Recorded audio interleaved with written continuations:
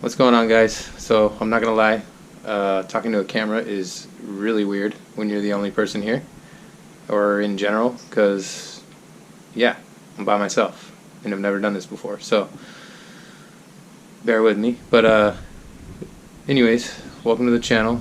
I hope you guys enjoy what I got to offer.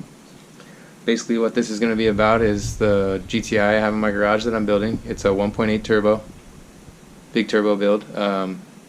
It's a little late in the game to get started with videos, but I guess better late than never, right? So yeah, hope you guys enjoy. If you got any ideas or tips on how to talk to a camera, please drop them in the comments, because this is awkward. The easy part is going to be watching me work. Talking to the camera might be a little awkward. Hopefully I'll get used to it, but until then, I hope you guys enjoy. Let's get started.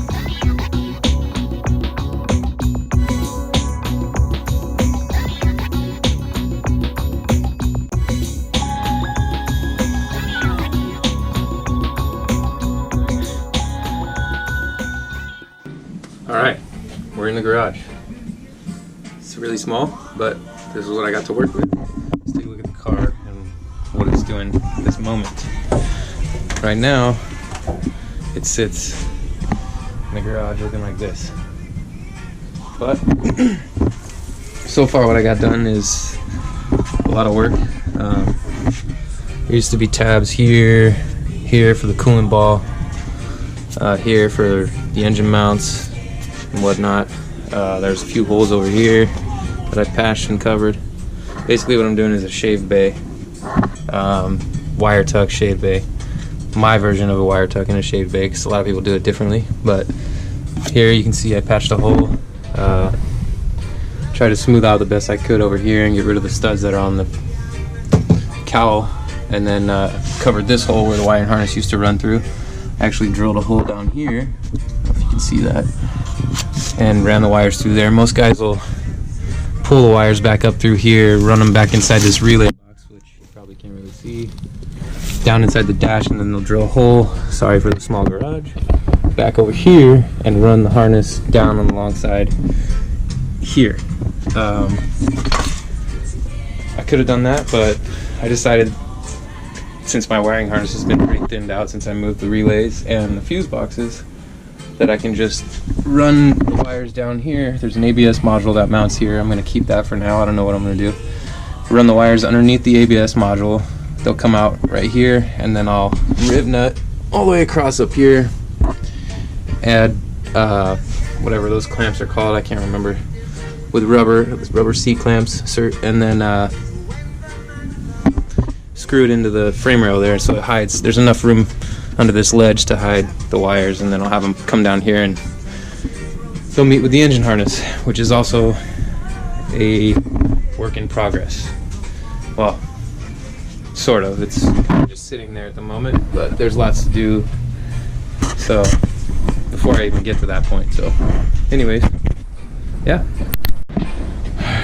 right here is my whiteboard to do as you 687. That was over a year ago, as you can see, so it needs to be updated. There's been a few things that should be crossed off the list, like most of these things all done. Transmission's pretty much done. I just got to finish the differential. That's done. Obviously, you know, stay calm and carry on. It's been about 3 years, so gotta stay calm. Retape the engine harness. Obviously, I haven't done that yet. Can't really see what this is going. What this is? Hot. Yeah, hot. That's done. Passenger side's done. Cowl templates are done. So a lot of things. I don't know if I'm gonna do that still, but a lot of things have been updated. Obviously, you know, it's July 2019. That was over a year ago. This used to be on the wall over here, and I would update it, I'd say once every week or maybe 2 weeks. Ever since I got the car, used to be out here in the driveway, but as you can see, there's a truck there now. That's my brother's truck. It's really sick. Maybe I'll give you guys a tour of that at some point. But yeah, so now I got the car in the garage, as you can see, and there's not a lot of room to work with in here. Got quite a bit, excuse me, toolbox with secondhand tools. I'll explain that in a minute. Whole bunch of extra things, wires, a lot of Harbor Freight stuff. Harbor Freight comes in handy, you know, but in a pinch, obviously no Harbor Freight stuff goes on the car because I got a bit of OCD when it comes to that. Back here, it's real tight squeeze. We got the old cylinder head just hanging out with the intake manifold, the gas can, I guess. Radiators in here. We got a valve tool over there, a bunch of random stuff, you know. All the gaskets for the turbo, that's still not fully mounted, but you know, engine's got to be mounted inside the car before you can really start mocking any of that stuff up.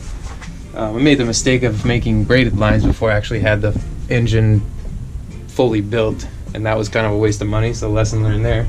This is my first build.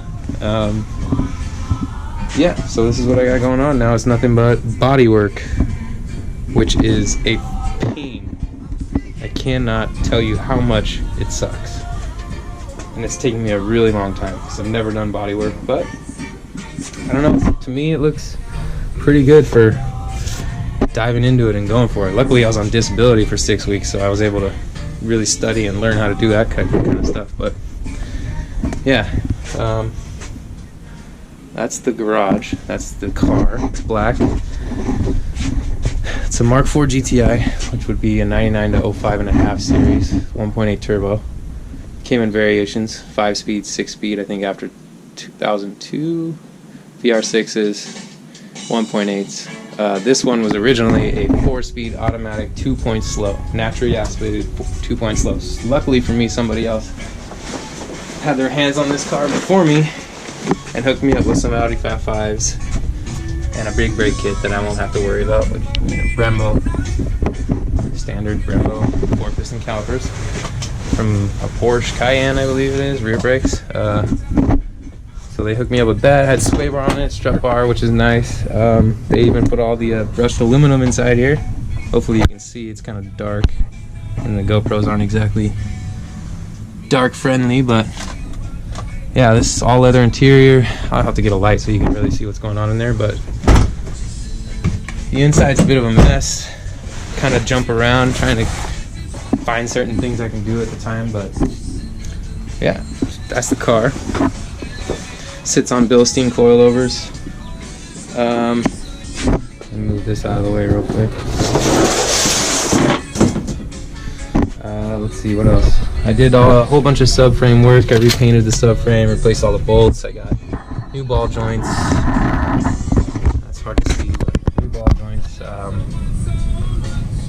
Tie rod ends, inner and outer. Solid subframe bushings, billet aluminum, polyurethane control arm bushings. All new bushings for the sway bar. All new bushings for the rack and pinion, and that's pretty much where I'm at with that. I do have some polys for the strut mounts and new bearings that I still gotta put, but right now the car is pretty much down, so I'm not really in a rush to finish the inspection. That was kind of like an in-betweener when I didn't have money and I had parts, so I went for it. I guess I can give you a little tour of the engine, tell you about what I did with that, and yeah, let's go. Alright, we're back inside. Yes, back inside to talk about the engine. There's a lot of random things on top of it. It is inside my house. I don't know if you noticed the garage is really small with a car in there and a toolbox. Well, multiple toolboxes, a dryer, and all that stuff. There's really not that much room. So, anyways, let me give you a tour of the engine. I have a Garrett GT3071.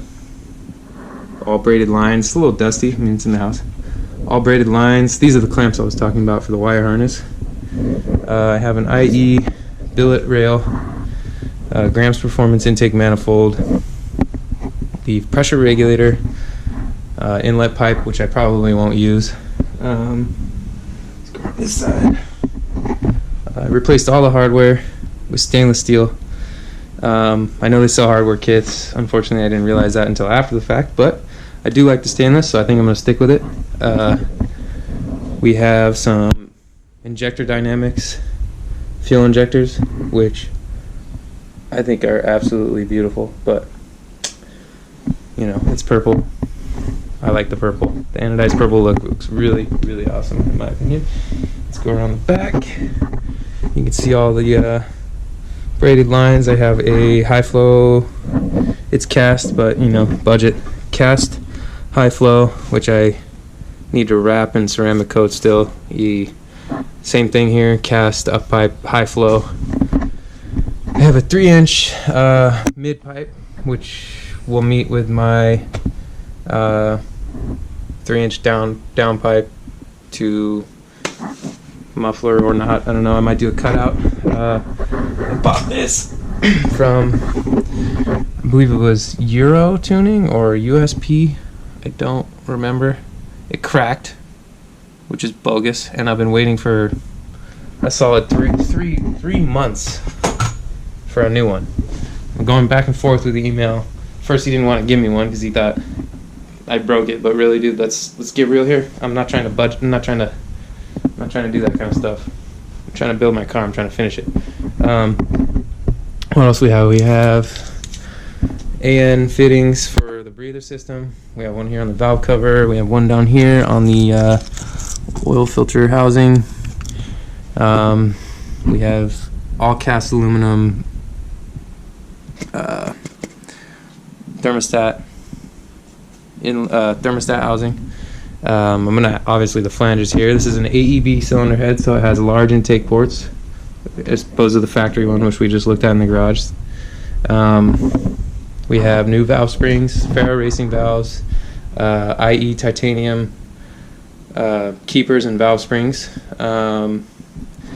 Inside the engine block, which is, you know, pride and joy, I have IE rifle drilled conrods. I have a JE piston, JE pistons, which are compression drop. It's a small compression drop. It's like a 0.5. So we're about at, with the head gasket spacer I have in here, and pistons, I have about, I think I'm getting about an 8.5 to 1 compression ratio. So, you know, more boost. Hybrid oil sump.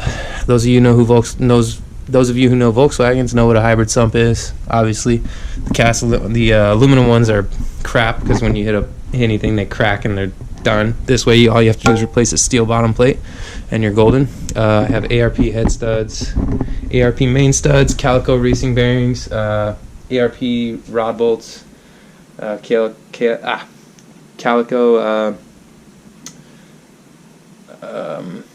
rod bearings. Sorry. What else? I got the IE manual timing belt tensioner, which I thought was cool because no need to worry about the you know, the stupid little hydraulic tensioner that the factory comes with. Those things always fail. Yeah, and you know, timing is everything. So, and I have a fluid damper here, which is pretty cool. I actually read a little bit about these things. There's an inner and an outer ring like any other harmonic balancer, but this one's still filled with a silicone material, which is absorbed as, you know, the crankshaft vibrates. It absorbs that through here, and it kind of reduces the whole engine vibration, which helps create longevity and reliability, which is nice. My brother bought me this K&N sock and filter. I'm not going to take it off because everybody knows what a filter looks like. All this was painted by me. Matte black on there, matte black here. When I show you the transmission, I'll show you that too. It's at work right now. But I painted that. I painted all these. The bracket here.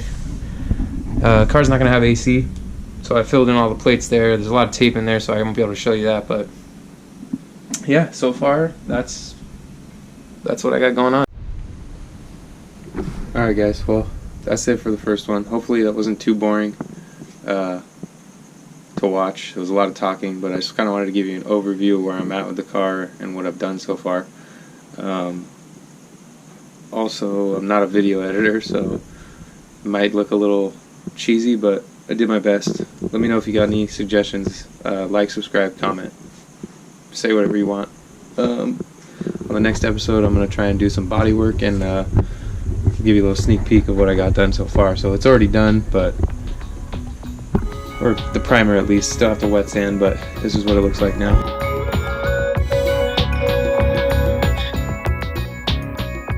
So I have that all on video, and I'm gonna try and get that out as soon as I can. But in the meantime, like, subscribe, comment, enjoy.